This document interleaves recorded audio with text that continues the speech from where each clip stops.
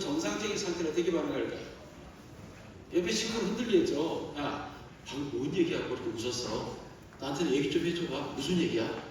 나도 좀 웃게 해줘. 이게 정상신경 반응입니다. 자, 이렇다면 우리 안에 쓴뿌리가 있다는 거예요. 예민한 반응은 내 안에 쓴뿌리가 존재하고 있다. 예수님께서 열매를 보아 나무를 알라라는 말씀대로 적용이 되는 것이죠. 낮은 자존감은 수치감을 형성한다 그랬죠. 수치감이란 뭐죠? 자기의 부끄러움 가리는 부분이죠. 물론 이것이 에덴 동산에 있었던 죄예요. 에덴 동산에서 하와가 선악과를 보니 먹으려고 생각하죠. 이성에 대해 탐심, 그리고 죄를 범하고 나서 수치스럽죠, 부끄럽죠, 숨죠. 쓴뿌리가 형성된 거죠. 말씀 어겼기 때문에 자기 안에 스스로. 수치감이 형성되는 사람은 입이 자신이 없는 사람 입을 가리고 말하고, 눈에 자신이 없는 사람 눈을 껌뻑거리고 말하고, 얼굴에 자신이 없는 사람 고개를 숙이고 말하고, 뭔가 자기의 수치심이 있는 것을 감추려고 해요.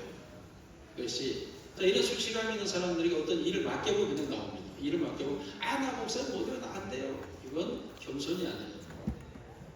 본인이 해보지도 않고 미리 그것을 사양하고 안 하겠다 못하겠다라는 의식은 수치감, 즉 낮은 자존감. 목사도 마찬가지입니다. 교인들이 어떤 일을 해보자 할 때요, 그거 합시다. 이렇게 나갈 수 있어야 되는데 그것을 하지 못한다고 하는 것은 자기 스스로 낮은 자존감이 형성되어 있어서 일에 대한 자신감이 담대하게 존재하지 않기 때문에 형성이 되는 것입니다. 이런 것 역시 수치감, 죄가 가져온 수치감에서 나오는 열매들이에요. 자, 완벽주의 있습니다. 강박관념도 우리 완벽주의 컴플렉스가 있다는 말하죠. 이런 사람은 어떤 일을 맡기면 밤잠을 안 자고 그 일을 해냅니다. 예, 강박관념이 시달립니다. 그 일에 대한. 목사들도 이런 강박관념이 있을 수 있고 사모님들도 가지고 있을 수 있어요. 이런 강박관념이 있어서 더 신앙생활을 잘한 것 같이 말할 수 있습니다. 나는 그 일을 너무 잘 처리해. 그런데 여기에 착각이 하나 있죠. 뭐죠? 이 강박관념에 있는 사람들은 완벽히 보면 자기가 한 일에 대하여 인정받고 싶어 합니다. 그래서 반드시 이 일을 한 사람 묻습니다. 어때? 네, 우리 집사람이 항상 저한테 음식을 차리고 밥을 먹고 나면 묻는 말이 있어요. 뭐라 그래? 맛있었어? 네. 항상 남편이 내 음식에 만족해야 된다고 하는 강박관념이 있다는 거. 이게 참 아픈 얘기지만 그렇습니다. 어찌됐든 이러한 것들이 존재를 해요. 이게 완벽주의에 시달리고 있다는 것은 내 안에 쓴뿌리가 있다는 거죠. 자, 그 다음에 우리가 열등감에서는 교만 무엇을 합니까? 자랑하죠, 자랑. 그래서 여러분이 나이 들고 늙으면 상처가 얼마나 가득한지 그냥 핸드폰에다가 손자 얼굴만 달고 다녀요. 그 손자가 결혼하기 전에 돌아가실지도 모르는데 그래서 자랑할 게 그게밖에 없다는 얘기예요. 이게 자, 놀라게도 이 쓴뿌리가 우리 안에 존재하고 있을 때 히브리서는 뭐라고 말합니까? 은혜에 이르지 못한다 그랬습니다. 쓴뿌리가 있으면 어떻게 되냐면 화평하지 못해 다른 사람. 이 쓴뿌리는 자기 자신을 괴롭게 하고 남을 더럽게 합니다. 남을 비판하고 비난하고 이렇게. 왜죠? 이 쓴뿌리는 그 속에 분노와 증오와 원망을 형성해 놓고 있기 때문에 그렇습니다. 이 분노와 증오와 원망이 형성되어 있어요. 남편을 향하여, 자기 자신을 향하여, 교회를 향하여, 누군가를 향하여. 이 상태에서 무슨 기도가 응답이 되겠습니까? 여러분, 기도의 응답이라고 하면 뭐죠? 너희가 무엇이든 원하는 대로 구하라. 너희가 내 이름을 구하라. 그러나 그 전제 조건이 있어요. 뭐죠? 내 말이 너희 안에 구하라. 내가 너희 안에 있으면. 이게 전제입니다. 그렇다면 주의 말씀이 내 안에 있고 주님이 내 안에 계셔야 내가 기도한다고 어떤 기도를 하게 될까요? 주님이 원하는 기도를 하게 되겠죠. 기도란 사귐이고 교제입니다. 내 원함을 기도하는 건 탐심이죠. 응답이 없습니다. 우상을 놓고 기도하고 있는 것입니다. 저는. 정치적인 기도는 대부분이 쓴뿌리에서 나올 수 있고 문제성을 가지고 있습니다. 우리는 그런 기도를 가르쳐서는 안 되죠. 그런 기도를 해서도 안 됩니다. 그래도 불구하고 우리는 우리 자신의 죄에 대하여 알지를 못하고 있으면서 죄가 용서되었다고 말합니다. 사실은 교인들은 죄 속에서 고통하고 있는 거예요. 교인들이 세상을 살아가면서 세상 속에 당하는 쓴뿌리, 상처가 얼마나 많은지 아십니까? 그로 인해서 받는 고통들이 얼마나 큰지 아십니까? 그런데 그런 고통 속에서 쓴뿌리를 계속 생산해내면서 그 스스로가 이것을 이겨내지 못하는 이 죄 가운데 빠져있는 이 사람들을 가지고 우리는 은혜 받았다, 믿으면 된다 라고 말합니다. 안 믿어지는데 믿음은 순종을 동반하는 거라 그랬습니다. 쓴뿌리가 있는 한 순종이라는 행위가 나오질 않습니다. 안 나오는 게 답입니다. 그래서 이스라엘 백성이 광야에서 다 엎드려져 죽었다. 믿음이 없어서 순종치 않았기 때문에 믿음과 순종은 동전의 양면이 아니라 한면. 그리고 복음과 믿음을 결부시키지 못했다. 컴바인 하지 못했다. 그러므로 저 안식에 들어가지 못했다라고 말하고 있습니다. 하나님이 있다는 건 묻는다니까요. 근데 하나님은 우리에게 주신 말씀을 우리 안에 결부시키지 못하는 문제 때문에 고통하고 있는 거죠, 지금. 이 부분을 해결해 줘야 된다는 게 바로 쓴뿌리를 제거해야 된다. 쓴뿌리는 치료 방법이 있죠. 문제 즉시 그 문제를 정확히 들여다봐야 됩니다. 도망쳐서는 안 됩니다. 숨어도 안 되고 피해서도 안 됩니다. 즉시 해야죠. 그리고 거기에는 반드시 상처를 받았다 할 때 내게 책임이 존재하죠. 10%도 20%도 인정을 해야 되죠. 그리고 남의 책임도 전혀 없다고 말해서는 안 됩니다. 그 책임도 인정을 해야 되죠. 그러나 그를 용서해야 됩니다. 왜요? 그도 그럴 수밖에 없는 이유들이 있었겠죠. 그리고 상대 용서하고 자신을 용서해야 되죠. 자, 문제는 이거예요. 가장 상처를 많이 입는 사람이 누구일까요? 성도들은 목사님이라고 말합니다. 목사님이 설리교의 상처를 무지무지하게 받고 있다고 말합니다. 아십니까? 은혜 받았다라는 게 일부분이에요. 뒤에 문제가 딱 터졌을 때 온 성도들이 하는 얘기는 뭐죠? 목사님이 어느 날 그 설교가 내게 상처가 됐어요. 목사님이 어느 날 그 설교가 내게 아픔이 됐어요. 나를 책망했어요. 문제가 없을 때는 목사의 힘이 있어서 30% 이상의 교회들의 충성과 50% 이상의 목사를 따라갈 때는 그런 말을 안 합니다. 왜요? 상처를 겪고 있습니다. 교회가 문제가 터졌습니다. 목사에서 공격할 수 있는 기회가 생겼습니다. 그러면 교회들은 일괄적으로 터져나옵니다. 목사에게 받은 상처들을 수없이 내놓기 시작합니다. 이게 왜 상처가 나올까요? 상처가 있기 때문에 그렇습니다. 상처를 계속 있기 때문에 상처를 긁어서 더 났습니다. 이게 화가 났습니다. 더 커졌습니다. 이 상황이죠. 자, 가장 많은 상처를 받는 것이 목사라고 말하지만 사실상 사람들의 가장 큰 상처는 자기가 자기 자신에게 주는 겁니다. 여성들은 한없이 거울을 보면서 상처받죠. 왜? 나는 눈이 쌍꺼풀이 아니야. 우리 교회 중에 쌍꺼풀을 막 목사님 눈처럼 이쁘게 하란다고 아멘 안 하셔도 아멘. 목사님 눈처럼 예쁘게 하겠다고 쌍꺼풀 수술을 한 분이 계속 위중이 생기는 거예요. 알고 보니 체질 알레르기가 있어가지고 이게 안 나는 게 더 신나요. 그래서 어느 날 제가 불렀습니다. 내가 보니까 정말 눈이 너무 예뻐요. 나는 집사님 눈만 보고 있으면 슬프가 저절로 된다. 아, 목사님 눈 너무 예뻐. 거울 한번 봐봐. 얼마나 눈동자가 깨끗하고 있습니까? 사실은 안 그런데 그때부터 더 이상 수술을 하지 않았습니다. 찬양대사입니다. 얼굴에 자신감을 가졌습니다. 걸음걸이가 당당합니다. 우리 교회에서 만난 한 분은 평생 대중목욕탕을 안 갑니다. 여성입니다. 조용히 살펴봤습니다. 가슴이 좀 약합니다. 항상 블러스가 이게 뽕 있는 블러스를 입거든요. 네, 불렀습니다. 집사님은 너무 아름다워. 그런데 어디가 너무 아름다워. 야, 그게 매력이야, 매력이 너무 집사님 다른 데 볼 거 없어. 한번 목욕탕에 집에서 가. 얼마나 예뻐요. 내가 좀 그럴지라도 몇 번을 설교를 해도 깨닫지 못하고 해서 직접 불러서 얘기했습니다. 그 다음부터 이분이 당당합니다. 엉덩이를 흔들며 다닙니다. 얼굴 표정이 확 펴졌습니다.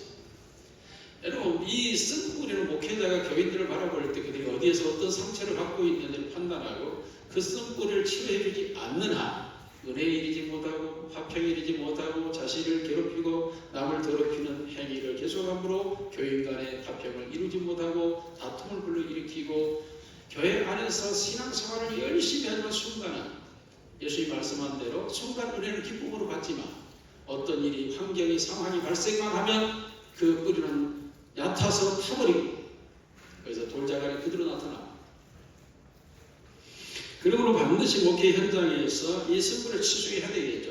그래서 그 속에 있는 상처들 하나님이 주신 부모, 스승, 친구, 피부, 인종, 시대, 골격, 국가, 성별, 환경이 있다 등등이 있습니다. 이러한 것들에 대해서는 수용할 수 있도록 지도해야 됩니다. 그에 대한 상처가 많아요. 부모에 대한 원망도 많습니다. 그러나 그 부모님을 통해서 하나님의 하심도 봐야 되겠죠. 결국 그것이 무엇이냐?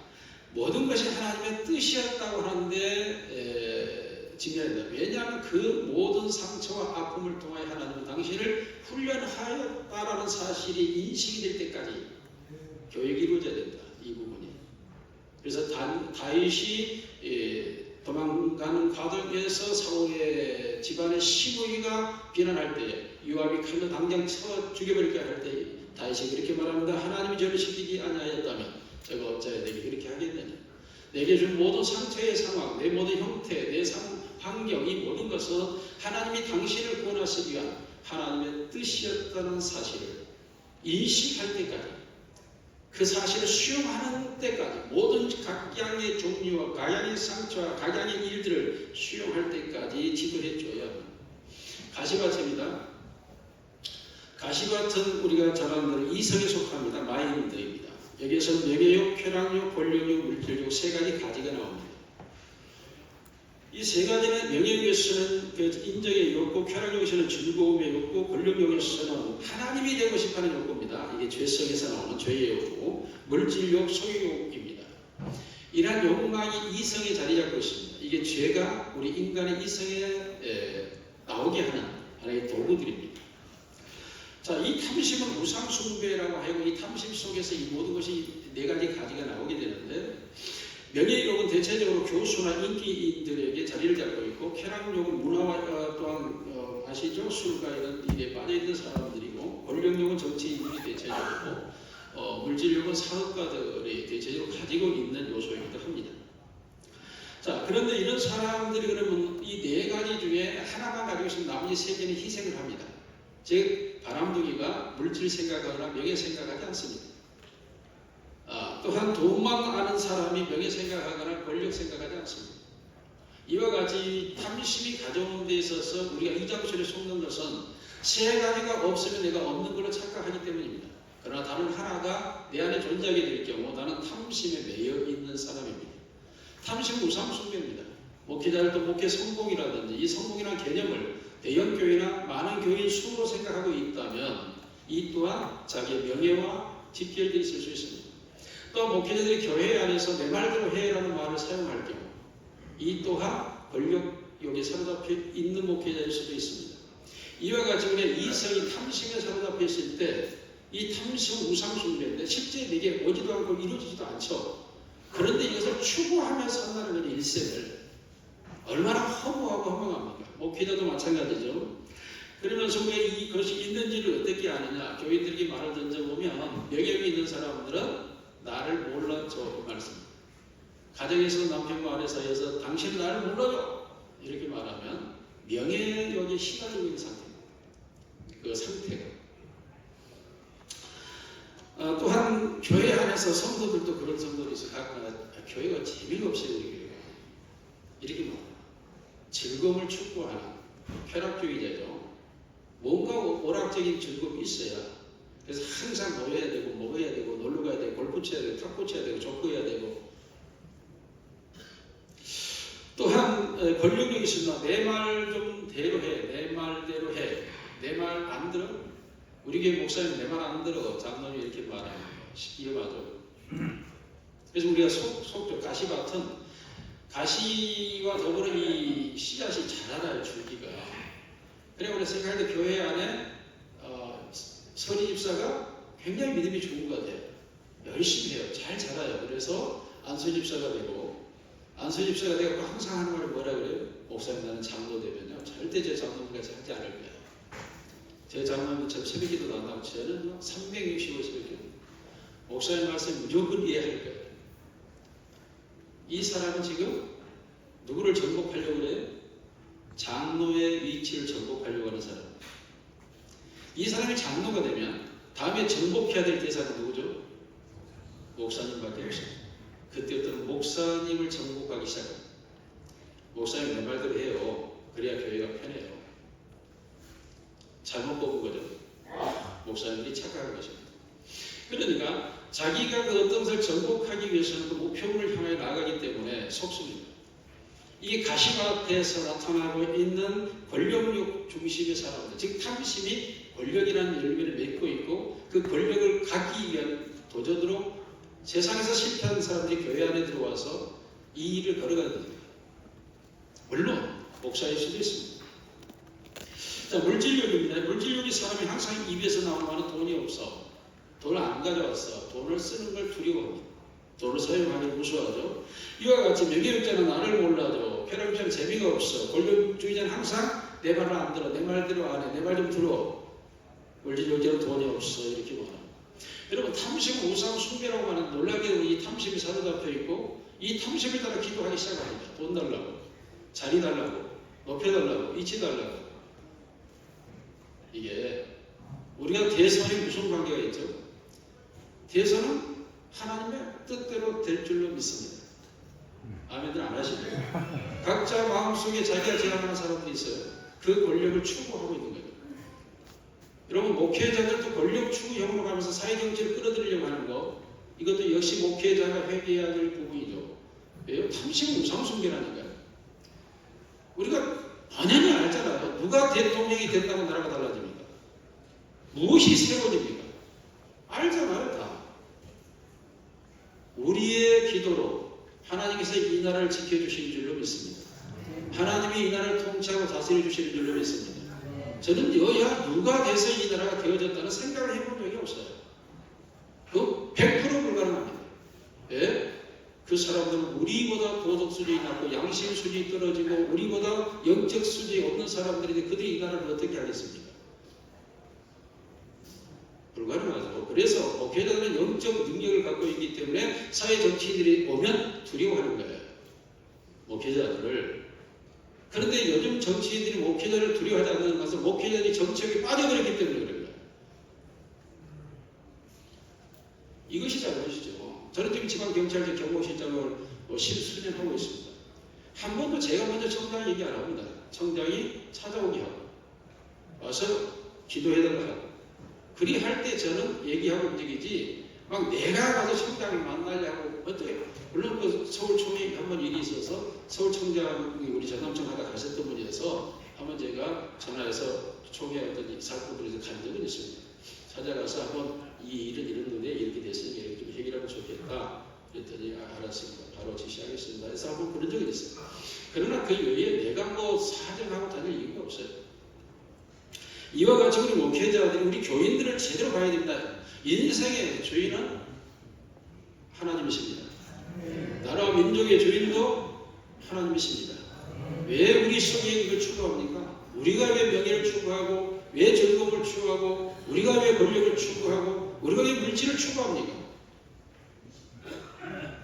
주인은 하나님이십니다. 하나님이 필요하면 주시고 원하시면 하시고 때되면 이루시고 역사하실 줄로 믿습니다. 근데 우리가 이것을 추구한다는 자체가 문제라는 게 내 말은 이런 모든 것이 필요하고 있어야 해요. 또 그 모든 걸 하나님이 하세요. 그런데 내가 이것을 추구한다는 게 문제라는 거예요. 이게 탐심이기 때문에 그렇습니다. 이게 우상숭배거든요. 우리는 기도가 뭐죠? 하나님과 사귑, 하나님과 교제죠. 그렇다면 하나님과 사귄다는 게 뭐죠? 상대가 내 안에 들어오는 것이죠. 내가 그가 되는 것이죠. 이게 기도잖아요. 그럼 그와 내가 더불어 서로 하나가 되어져 가는 것이죠. 이게 기도예요. 우리 원함을 구하는 게 기도가 아니라는 거. 왜 이 부분을 자꾸 놓치죠? 성경은 우리가 죄를 가지고 있는 하나님 우리의 기도를 듣지 않으신다 그랬어요. 귀가 눈에 듣지 못함이 아니고 손이 짧고 구원치 못함이 아니라 너희와 나의 사이에 죄가 가려버렸다는 게 아예 장벽이에요. 우리 속에 이런 탐심을 가지고 하나님께 무엇을 구한다고 하나님 들으시겠어요? 안 들으신다니까요. 들으셨으면 진즉 난리가 났죠. 안 들으셨기 때문에 이 지경이 된 거 아닙니까? 나라가 100만 명이 모여서 기도해서 무엇이 바꿔졌습니까? 나라가 더 혼란스러워졌죠. 기도의 목적이 무엇이었을까요? 하나님이 그 기도를 들으셨을까요? 저는 그때 총회에서 그 반대하지 못한 걸 후회했다니까요. 회개했어요. 손영모 목사가 눈물을 흘리길래 내가 나가려고 하니까 누가 하지마. 만일에 적대 하고 나를 적더라. 그날은 주일입니다. 모든 교회에서 하나님을 예배해야 돼요. 그런데 다 교회를 텅텅 비워놓고 어디로 간 겁니까? 무엇을 위해서 갔죠? 예배였습니까? 하나님을 향한 진실한 예배였습니까? 아니죠. 왜 깨닫지 못하죠? 나는 오늘 이걸 회개하기로 원했어요. 모여서 우리가 10월 27일 범죄하였나이다. 이걸 기도했어야 돼요. 안 그러니까 나라가 이렇게 혼란 속에 빠져버린 거죠. 10월 27일 이후 대통령 탄핵 시작된 거 아닙니까? 기억 나오고. 자, 우리의 기도가 하나님이 들으시는 기도를 하는지 하나님과 상관없는 기도를 하는지를 살피기 전에 우리가 죄 안에 있는지를 봐야 돼요. 죄. 내가 탐심을 따라 지금 목회하고 기도하고 하고 있는지 탐심을 따라. 네 번째 길가마치입니다. 부도덕성입니다. 죽은 양심에서 나오는 거죠. 우리 양심은 원래 죽었어요. 죄로 말미암아 죽은 자였고 히브리서에서 죽은 양심이라고 말하죠. 양심이 죽었죠. 우리는. 왜? 이미 죄가 오염되어 있기 때문에. 그러다 보니까 우리는 부도덕함이 우리를 자리하고 있어요. 우리의 양심 자체가 부도덕함의 자리를 잡고 있다고. 이것을 그렇게 예수님 길가마치라고 했어요. 이미 닳고 닳아져 버린 거예요. 자, 모든 성도들은 세상에서 다 닳고 닳아져 가지고 죽은 양심 돼가지고 교회로 들어온 겁니다. 자, 이 성도들의 양심이 얼마나 지금 험악한 상황인지를 우리가 거기서 내서 이 부도덕한 생각 속에 살다 뵀습니다. 부도덕한 일을 반복하다 보면 그 감성이 형성돼요. 그 감성이 안 생기면 인생이 행복하지가 않아요. 그래서 그 감성을 계속 느껴야 됩니다. 부도덕한 감정을 경험한 사람은 그 감정을 계속 경험해야 기쁘고 즐거워요. 조폭들은 욕설을 하고 폭력을 해야 인생이 살아가는 맛이 나요. 사는 맛이. 그 감정이 그렇게 되어 있다고요. 그렇게. 이와 같이 부도덕함의 행위, 이것이 반복되면 중독이 되죠. 알코올 중독, 도박 중독, 등등 섹스 중독까지 다 포함해서 이 일을 하지 않으면 그냥 인생이 재미가 없어요. 이게. 그래서 때가 되면 해야 돼. 며칠을 참을 수 있지만 또 가야 돼. 이게 죽은 양심. 이러한 것들이 결국 우리에게 자기 의를 주장하고 고집 왕고죠. 바알이 가지고 있었던, 그리고 쉽게 또 좌절과 절망도 해요. 또한 강제적이고 파괴적이고 무례하고 태도가 불량하죠. 자, 이와 같은 길과 같이 예수의 칼을 엎으라고 말하죠. 그래서 이것은 어디 하나님의 말씀이 칼이 돼요. 우리의 영과 혼과 관절과 골수를 찔러 쪼개어서 우리의 사람의 뜻과 생각을 판단한다. 판단이라고 하는 것은 심판이에요. 그래서 바꿔버리는 거예요. 그건 수술의 칼이라는 걸 잘 아시죠. 그래서 우리 죽은 양심이 살아나야 되고. 20분까지 얘기 들었나요? 10분까지로 정리하겠습니다. 20분까지 연락받았는데 5분까지 해주라는데 10분까지 지금 5분입니다. 5분 정리하겠습니다. 밑에 옥토밭 있습니다. 옥토밭. 예수님께서 이 마음의 밭을 네 가지로 말하죠. 이 세상에 있는 하나님의 영향표현을 사를 사요. 사. 물론 동서남북에는 잘 있지만 은혜의 네 단계, 신앙의 네 단계, 그리고 이 마음밭의 네 단계, 사자란 말이 많이 등장하죠. 이 세상에 하나님의 간섭이죠. 자, 여기에서 옥토밭이라고 할 때 예수님께서 말씀할 때 그 말씀을 똑같은 비유를 하면서도 마지막 옥토밭의 그 말씀에 대한 반응이 달라요. 수용하다, 받답니다. 리시브. 그리고 그 말씀을 또한 깨닫다, 언더스테이죠. 그 말씀을 지켰다, 키프라고 되어 있어요. 이게 똑같은 비유로 예수님 말씀하시면서 그 말씀이 우리의 이성과 우리의 감성과 우리의 양심에 말씀이 지배되었다. 판단해서 수술해버리고 지배되어버렸다 라고 말해요. 이것이 바로 옥토밭이라고 말씀을 하고, 이 옥토밭이 되어지게 되면 영성에 시작됩니다. 영성이. 말씀이 기억되어지고 경건은 나아가고 열매가 맺혀지고 영적 성장이 이루어지는 것, 그렇게 되어지게 합니다. 자, 그렇게 되면 여기서는 인격과 은사와 기도 여러 가지 열매들이 맺혀지고, 이러한 가운데 기도를 하게 되면 기도가 실제적으로 하나님의 뜻대로 하나님이 나타나십니다. 하나님의 나타나십니다. 기도는 하나님이 나타나십니다. 하나님이 임재하신다는 거예요. 이게 기도라고요. 기도. 시작부터지만 끝까지 하나님과 함께 교제하고 교통하며 나아가는 거예요. 이게 영적 세계의 강물처럼 흐르는 진보음이 희락이 터져나오기 시작하죠. 이게 기도의 세계입니다. 기도의 세계가.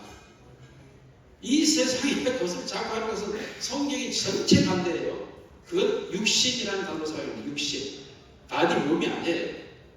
육신이라는 단어를 사용하는데 그 육신이라고 하는 게 뭡니까? 하나님과 반대되는 이 세상의 것을 추구하는 거예요. 육신의 소유. 그리고 옛사람을 죽어버리고 새사람. 전혀 이게 다른 세계를 말하고 있어요. 그런데 우리는 신앙 반, 육신 반 섞어가지고 이걸 신앙 세계로 가져가려고 하니까 이것도 안 되고 저것도 안 되는 거예요. 전적으로 이 부분은 응답되는 기도의 세계는 제가 뭐 너무 많아가지고 다 말할 수가 없어요. 그런데 그 밑에 나와 있는 것은 그 볼라벤이라는 그 볼라벤 태풍과 댐빈이라는 태풍이 볼라벤이 태안을 치고 보르성에 태안을 치고 갔을 때 우리 교인들에게 어마어마한 일이 발생했죠. 교인들이 울고불고 난리가 났죠. 무화과밭이 다 흩어져 버리고 상황이 됐죠. 거기에 댐빈이 올라와요. 댐빈은 물폭탄입니다. 그게 쏟아져 버리고 무화과나무 다 죽어버리고 농사 다 죽어버리고 망치죠. 그 우리 성도 하나는 그때 이제 믿음이 없는 성도이기도 하지만 이제 교회를 그냥 왔다 갔다 해 그냥 성도라고 하지 뭐. 그런데 TV 보면 항상 무화과 나올 때 그 농장 주인으로 나오는 사람이에요. 근데 그 사람이 세워놓은 크게 무화과 옷을 했는데 다 터져버리니까 이 사람이 농약을 먹어버려요. 전주 예수병원에 갔는데 따라 올라갔어요. 그랬더니 이 사람이 입이 독이 퍼져버려요. 밑에서부터 위로 번져 올라간다 이 독이. 여기까지 올라가 있어요. 입은 살아있어요. 그래서 다시 복음을 전하고 예수 영접하게 하고 거기서 기도하고 너무 내 속이 화가 나요. 내가 이 영혼을 책임지지 못한 것 같아서 이 사람이 이렇게 방치한 것 같아서 내가 견딜 수가 없었어. 그런데 댐빈이 올라오니까 성금이 난리가 나요. 하나님 앞에 엎드려서 밤새고 다음날 댐빈이 올라오니 계속 나사렛 예수의 이름으로 명하며 댐빈이 이 목표에 오르지 않도록 명령했습니다. 기상청에서는 계속 TV 보도가 나와요. 댐빈이 지금 목표로 성립합니다. 올라왔습니다. 그런데 오후 2시쯤 방송이 바뀌어집니다. 이상합니다. 댐빈의 방향이 틀어졌습니다. 댐빈이 여수 쪽을 향하고 있습니다. 목포로 상륙하지를 않았습니다. 놀라게도 그 해 우리 교회에 무화과 70%를 건졌습니다. 농사를 거두었다가 우리의 기도가 이뿐만이 아니에요. 너무 많아가지고 말을 못하죠. 왜 사목교회가 그렇게 좋은 교회냐? 그렇게 가야 돼요. 자, 이제 팁입니다. 목사님, 장로님들만 있는 줄 알고 그럼 목사님, 장로님들이 이런 교회를 만들기 위해서 어떻게 해야 된다고요? 말씀과 기도예요. 아니 이 말을 우습게 생각하지 마세요.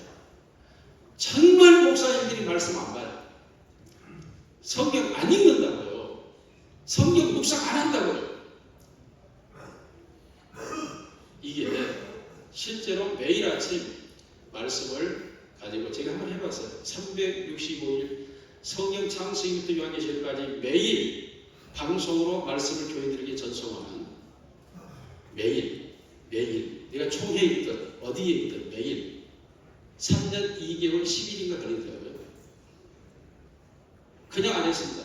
칼빈, 박윤선, 이상훈 박사 주석 3개 참고하고 핸드리슨 주석을 보완해서 가지고 매일 아침 말씀을 15분에서 20분짜리로 방송을 창세기 한 장씩, 성경 한 장씩 해서 보냈습니다. 교인들이 얼마나 살아나는지, 말씀을 먹은 교인들이 어떻게 회복되고 살아나는지를 본 거죠. 알았습니다. 자, 기도입니다. 저희가 이렇게 활동을 해도 우리 교회 기도 매월 일단 일주일씩 변함없이 특별 새벽 기도로 하고요. 매월. 그리고 저녁에 동성기도 하나 하고요. 심지어는 교회 들어와서 기도 시간을 3시간 가지고 짧으니까 보통 딱 들어오면 5시간 해야 된다. 그래서 저녁 7시에 들어오고 문 크로시켜버리고 잠가버리고 안에서 기도 시간도 옛날에 산에 가서 했는데 지금은 안 되니까 교회 안에서 그렇게 문 잠가버리고 5시간 6시간 지나서 문을 나가죠. 그렇게 해봐야 기도가 무엇인지를 안다. 지금 여러분이 기도해라고 하는데 그렇죠?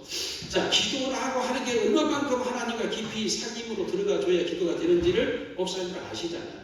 장로님 아시잖아요. 그렇게 기도를 해야 기도가 되지 않습니까? 그 세계로 교인들을 끌고 들어가야죠. 그게 진정 기도가 되죠.